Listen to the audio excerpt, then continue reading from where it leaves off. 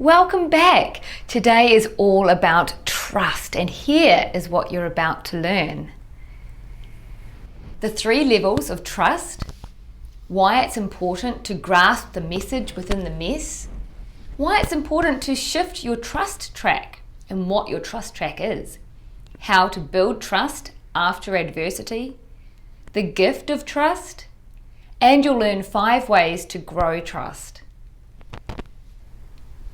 Over the many years of working one-on-one with clients, one of my greatest discoveries is that trust is one of the biggest contributing factors to causing relationship disharmony, to stopping people from living out their true dreams and desires, and keeping people stuck in a rut. To understand the 3 developmental levels of trust, we start with ourselves. We must first learn to trust ourselves, and this involves our intuition and other ways of really knowing what decisions to make at the right time. The second level of trust is the universe.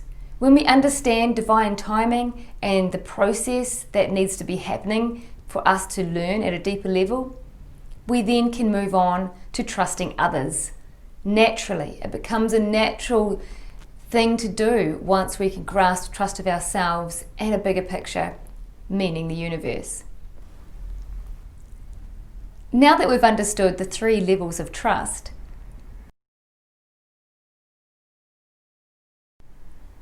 let's talk about how we can grasp the message within the mess and what this means. You see, life is actually not all about rainbows and unicorns, much to everyone's horror. When we can really understand that life is supposed to have some tricky parts to it so that we can use these to grow, we soon become aware that every challenge is also a gift in itself. Every struggle we go through, it helps us to grow in a way, develop our strengths, build positive attributes, and really become more wise. So when we understand there's always a message in the mess, it makes it easy for us to really get the drift and live life knowing that by having these circumstances, it's the universe's way of preparing us to fulfill our soul's purpose and to activate our superpower. So that's pretty cool, right? When we know that these things are happening for a reason, it's much easier to accept this hard stuff, to accept the turmoil, to accept in general.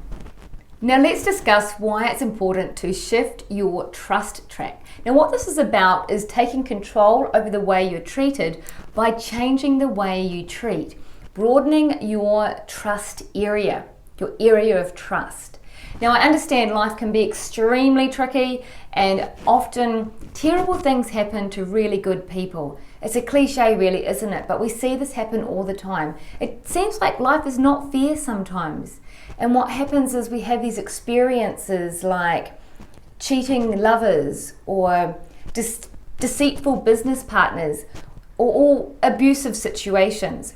And these challenging times are easy to put into a category of poor me or it's not fair. And in doing so, we put up these defense mechanisms to stop the pain or to avoid things happening again. These can be invisible walls that we put to shield people away from us. They can also be defensive words that we spit out at people whenever somebody says anything remotely reminding them of the past. And it develops this kind of aggressive disconnection with other people, and it only makes the problem worse. When we only see skepticism in life because we can't see the good in people, and when things do go right, we start to second guess and think this is too good to be true, then we're looking through eyes of distrust, which is actually a form of fear. And then we respond in turn with this disconnecting nature and keeps us in this lack of trust cycle. So what we're going to do is work out how we can break that cycle by shifting the focus and changing our area of trust.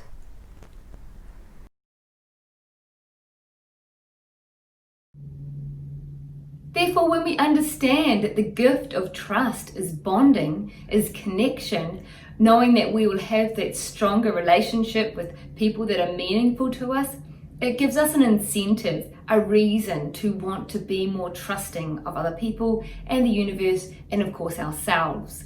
We need this incentive. So the gift of trust is bond. We bond with other people when we trust them. Now, once we understand that, we can then shift into how to build trust after adversity. This is a tricky one. How do you build trust after you've been hurt?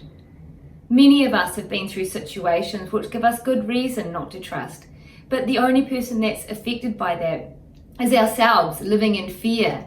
When we don't trust ourselves first, it's hard to judge other situations and trust our instinct. So therefore, how do we do this? First of all, we need to connect with our heart. We need to connect consciously with our heart.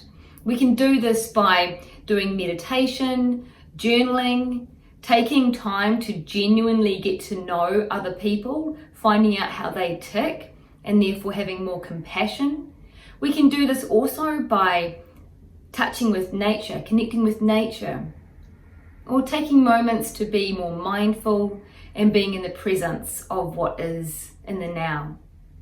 When we connect in more with the source energy, we naturally receive the innate messages from the universe, our inner guidance, and therefore we can develop a level of guidance that ensures we always take the right steps the first time, that we know instinctively through our intuition that we have the ability to trust the situations and know when to walk away.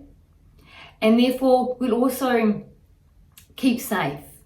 When we trust and we know we can trust, we automatically feel safe. And this is the idea about building trust, is to increase that safety and security at a core level, which also at the same time builds that connection. And that is the epitome of building trust.